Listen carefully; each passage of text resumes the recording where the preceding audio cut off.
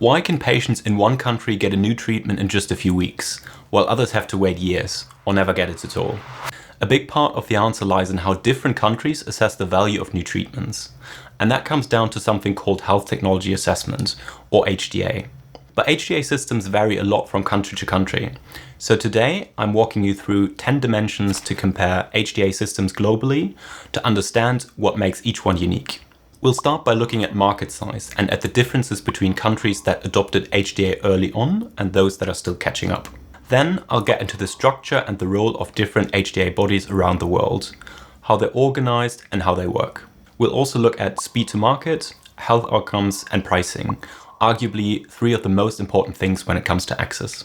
From there, I'll touch on who's involved in the process, how different systems are using real-world evidence, and some of the barriers in lesser-known HTA markets, often grouped together under the rest of the world label. And finally, we'll take a step back to see how HTA has evolved over the past 2 decades and why comparing HTA systems across countries isn't straightforward as it might seem.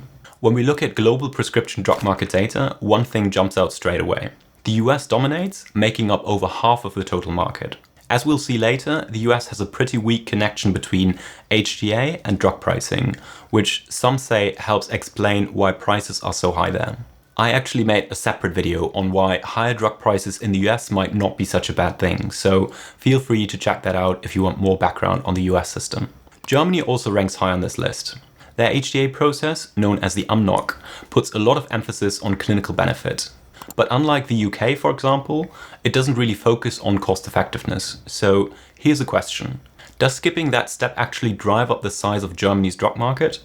Japan shows up in 4th place, and in their system there's a much stronger link between HTA and how drug prices are set.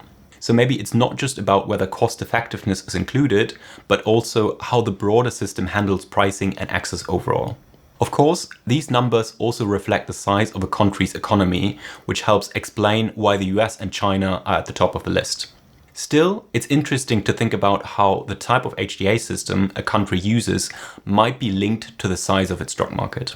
Another way to look at these markets is by splitting them into early adopters and recent adopters of HTA. Countries like England, Germany, France and Sweden have been using HTA for over a decade, and Sweden's SBU goes way back to 1987. So it's no surprise they operate a bit differently compared to countries like Poland, Bulgaria, Hungary and especially Romania, which only started doing HTA as late as 2014. That's a full 27 years after Sweden. Both early and late adopters cover the basics, like clinical effectiveness, safety and health economics. But what sets them apart is how they prioritize things. Early adopters tend to focus more on equal and fair access, making the best use of resources and quality of care. Meanwhile, late adopters often put more weight on budget impact, and they frequently lean on guidance from more established HTA systems. The Joint Clinical Assessment, or JCA, tries to bridge some of these gaps, and if you want a deeper dive into pan-European HTA, I've got a separate video for that, which you can see pop up in the top right corner of your screen. When researchers compare HTA systems, they often present the results in a more aggregated way, like in this overview here, which looks at how European HTA bodies are structured. This particular study analyzed things like the scope of HTA, what's covered, how data is used, and other organizational factors. One thing that really stood out to me was that around 30% of HTA bodies do more than just assess technologies. They also take on regulatory roles. And here's something else that caught my eye. 19%, that's 5 out of 27 HTA bodies, said they're also involved in pricing, meaning they handle negotiations with pharmaceutical companies directly. Now, the way I see it, the more roles you give an HTA body, the more power and influence it holds. On the one hand, combining HTA and pricing functions might help streamline decisions. The HTA body already understands the evidence, so why not let them set the price too? But on the other hand, some would argue that these roles should be kept separate to preserve independent assessment, avoid conflicts of interest, and to make sure no single organization holds too much sway over which treatments become available. And just to make things even more complicated, around 1/5 of HTA bodies reported that their coverage is regional, not national. A great example of this is Italy, where 19 regions and 2 autonomous provinces each contribute to the assessment process, which can result in a more fragmented approach to decision making. But it's not just governance structures that vary. Even core methodological choices, like how future costs and benefits are valued, differ from one HTA system to another. Take discounting, for example. Different HTA bodies use different discount rates all over the map. Some, like ZIN in the Netherlands and KCE in Belgium, use a low rate of around 1.5%. Others, like Australia's PBAC, go as high as 5%. NICE, which a lot of countries look to as a benchmark, sits in the middle, discounting both costs and outcomes at 3.5% in their main approach. In exceptional cases, NICE allows non-reference case discounting of 1.5%, but only if the technology is for people who would otherwise die or have a very severely impaired life, is likely to restore them to full health, and the benefits are likely to be sustained over a very long period of time. Understanding these differences is important because a lower discount rate means an agency values future costs and benefits more highly. So long-term benefits count more, while a higher discount rate places less value on the future. This choice can make a big difference in whether a treatment looks cost-effective and, in turn, whether patients get access to it. While discount rates help shape the value assigned to treatments' long-term benefits, HTA decisions don't happen in a vacuum. They're influenced by broader healthcare spending patterns, including how much of the budget goes to drugs. A recent IQVIA study looked at total drug spending as a percentage of overall healthcare spending. They found that, on average, countries spend about 15% of their healthcare budget on drugs, ranging from 9% in the UK to 20% in South Korea. Even though hospitals account for a much larger share of total healthcare spending, nearly half of all cost-effectiveness analysis focus on drugs. That raises an interesting question.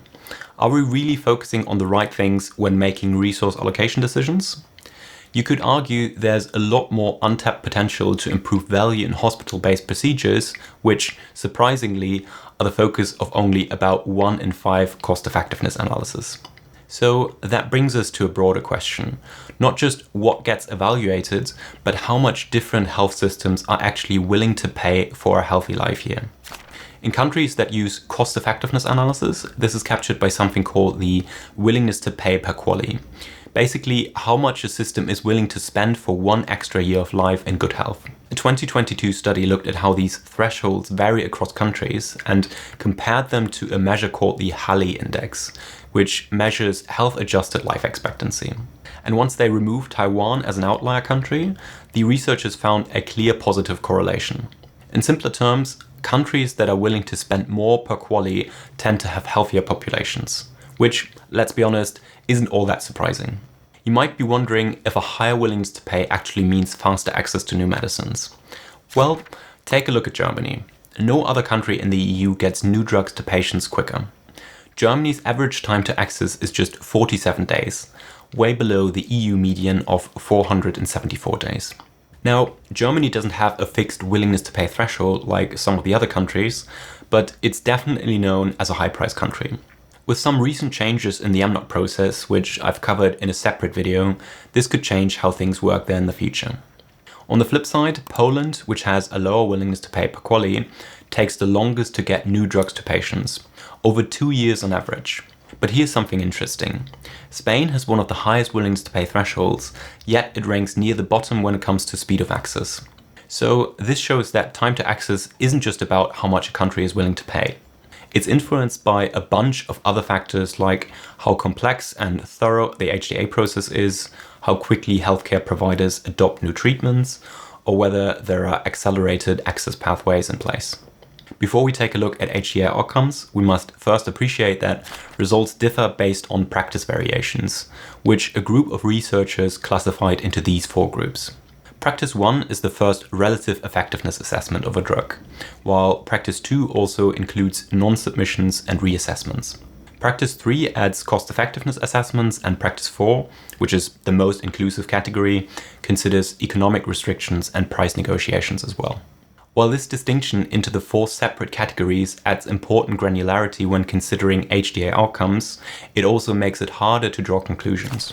As you can see from this graph, HTA outcomes are affected by practice variations, but it's not as easy to see if an assessment resulted in a positive, restrictive, or negative recommendation, especially if you're trying to derive comparative insights across countries.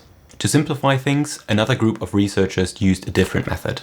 They looked at matched assessment pairs between NICE in England, the GBA in Germany, and HAS in France. And what they found is pretty interesting. NICE tended to be more positive overall, except in oncology, where Germany's GBA gave the most favorable assessments. Now, NICE often points out how many of their assessments lead to positive outcomes, but what often gets left out is how many appraisals are terminated before a decision is made. Pharma companies sometimes choose not to submit if they think they won't meet the bar for cost effectiveness, or they might pause or withdraw their submission mid-process if things aren't looking good. Beyond matched pairs, there are two other ways to group and compare HTA systems: the system taxonomy and the process taxonomy. The system taxonomy looks at how HTA bodies relate to regulators and decision makers. There are 5 types, from S1 to S5. For example, in S1 systems like France or the Netherlands, these roles are clearly separated. In S2 systems, on the other hand, the same agency does both HTA and regulatory work. Interestingly, the data showed higher agreement in S1 systems, where those roles are kept separate. Meanwhile, S3 systems like England, Scotland, and Sweden had low consistency, with overlap barely above 50%. The process taxonomy is about what tasks the HTA agency actually does, like therapeutic value assessments, economic evaluations, or appraisals. In H1, the agency does everything in-house. In H4, they outsource it all. And when researchers applied this to real HTA decisions, they found high agreement in H3 systems, which includes Germany, France, and the Netherlands. So no matter how you compare them, whether it's by matched pairs, system structure, or process, the outcome is the same. Different HTA systems come to different conclusions. But that doesn't mean the systems are broken. It just shows that HTA is shaped by context, and ideally it should reflect each country's priorities, constraints, and population needs. One of the biggest levers that reflects these priorities is price. Because at the end of the day, HTA doesn't happen in a vacuum. It directly feeds into price negotiations and reimbursement decisions. You can think of the link between HTA and pricing as a spectrum. At the one end, there's almost no connection between the two. At the other, the link is strong and direct. And while most countries fall somewhere in the middle, the US and Japan sit on opposite ends of that spectrum. In the US, drug prices are set through private negotiations between pharma companies, individual payers, or third parties like PBMs. It's fragmented, market-driven, and largely unregulated. Japan, by contrast, has a centralized rule-based system. Prices are set by the government and are regularly revised. These extremes aren't the norm, though. Most companies are looking for predictable markets, so places where they can plan pricing and revenue with some level of certainty. Now, some researchers suggest a more categorical way of looking at this. They split markets into 3 types. Binding markets, where a positive HTA outcome more or less locks in funding. Non-binding but impactful markets, where positive HTA doesn't guarantee funding, but it strongly influences it. And non-binding markets, where the HTA outcome has little or no impact on pricing. But even those categories can be a bit blurry. Take Germany, for example. The authors called it a binding market. Yes, a positive AMNOG outcome gives you a stronger hand in pricing negotiations with the statutory health insurance funds, but those talks are still happening behind closed doors. So you're not guaranteed to get a 10 or 20% premium over your comparator. Now compare that to England, which they call non-binding but impactful. Honestly, I'd argue that the link between HTA and pricing is stronger there. Because if you want NICE to recommend your product, you'll likely need to adjust your price until it fits within the cost effectiveness range. So in many ways, HTA almost dictates the price there. Now let's look at how these differences in HTA and pricing systems translate into what countries actually pay for drugs. In the US, prescription drugs cost nearly 3 times more than in other countries. If we break that down further, we see that the gap is even bigger for brand name drugs, where insurers pay over 4 times as much. Generic drugs, though, are often cheaper in the US than elsewhere. And that raises another important point. Who's really paying for new pharmaceutical innovation? You could argue that the US is footing the bill, helping build the mountain of innovation that other countries benefit from later through cheap generics. If one country shoulders the cost of innovation while others benefit later, it begs the question, whose interests are shaping the decisions in health technology assessment? A recent study looked at over 100 countries and how different stakeholder groups are involved in HTA, depending on the type of intervention being assessed. Overall, the most commonly included group was medical professionals, which makes sense. Then came public health specialists, government officials, and economists. But here's where it gets interesting. Other groups are barely involved at all. For example, patient organization representatives were included in fewer than 20% of appraisals. And statisticians, less than 1 in 5. That means a lot of important voices might be going unheard. And that's a problem, because HTA should aim to take a broad, well-rounded view. It should include input from a diverse mix of stakeholders. But here's the catch. The more perspectives you bring in, the trickier it gets. Who should actually have a say? Should it be the clinicians, because they're the closest to clinical reality? Or should it be the statisticians and economists, because they bring the data and the models? Or maybe it should be the patients, since they're the ones living with the condition and the ones most affected by these decisions. There's no easy answer to this question, and honestly, HTA bodies around the world haven't really figured this out yet. Each country makes different choices depending on its priorities, resources, and values. National priorities don't just shape who gets a voice in HTA, they also influence what kind of evidence is seen as credible. One area that's really taken off in recent years is the use of real-world evidence, or RWE. Back in 2011, it was used in just 6% of appraisals. Fast forward 10 years, and that number has jumped to almost 40%. And that's a great trend because real-world evidence plays a key role. It shows how treatments actually perform in day-to-day practice, fills the gap left by clinical trials, and helps ensure HTA decisions reflect real patient outcomes.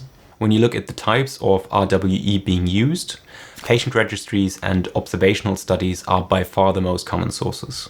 Now, I couldn't find solid data comparing RWE use across individual countries, but based on my experience, the US is way ahead when it comes to real-world evidence data collection. Private US providers run massive electronic registries that give deep insights into how treatments work in the real world. As more countries improve their healthcare data systems through better digitalization and more consistent data capture, others will start to catch up. But in the meantime, it might make sense for researchers to ask, can we use US real-world data to inform local HTA decisions?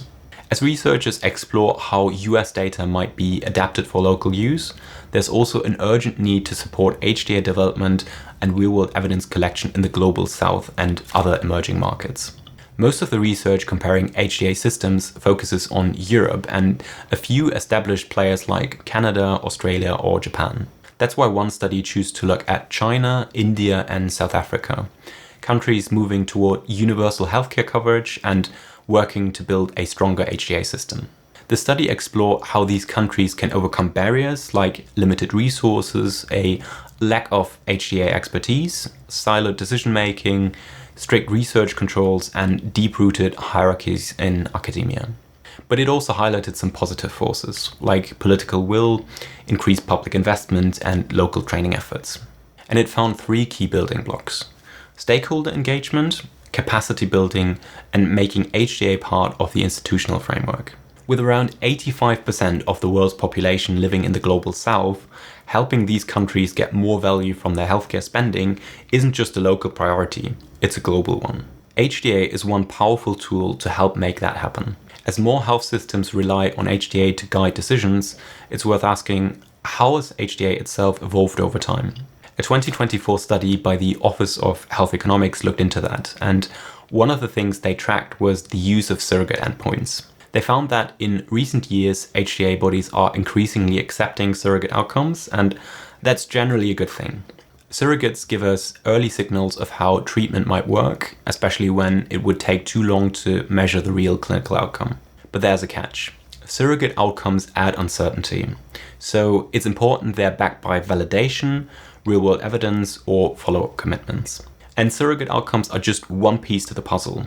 Another important development is the use of modifiers, factors that adjust how we interpret cost-effectiveness depending on the context. Modifiers can be applied implicitly or explicitly and include things like disease severity, unmet need, rarity, or end-of-life care.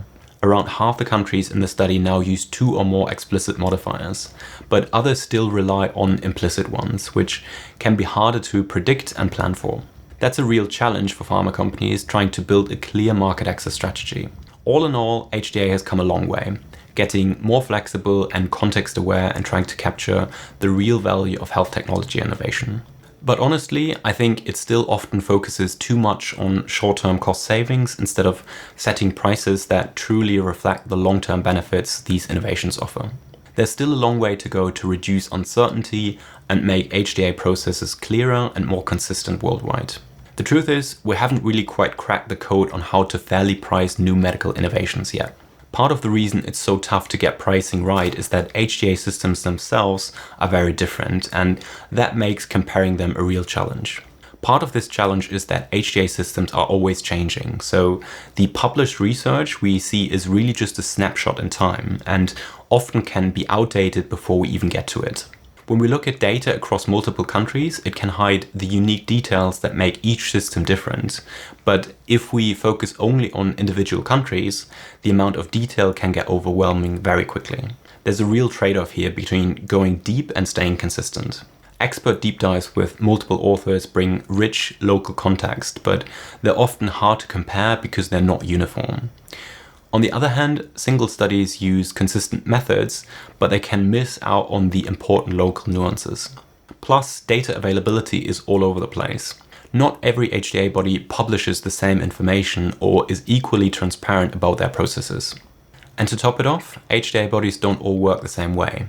They have different goals and mandates, which shapes how and why they do their assessments. So, as you can see, comparing HTA systems isn't straightforward. There's a lot of complexity behind the scenes. If you want to dive deeper, I've included all the references I've used, and you can also download the full slide deck from the video description below. If you found this video helpful, like and subscribe for more pharma insights from someone who works in the industry themselves, and leave a comment with your thoughts or questions. I'd really love to hear from you. But before you go, check out one of my other videos, and I will see you in the next one.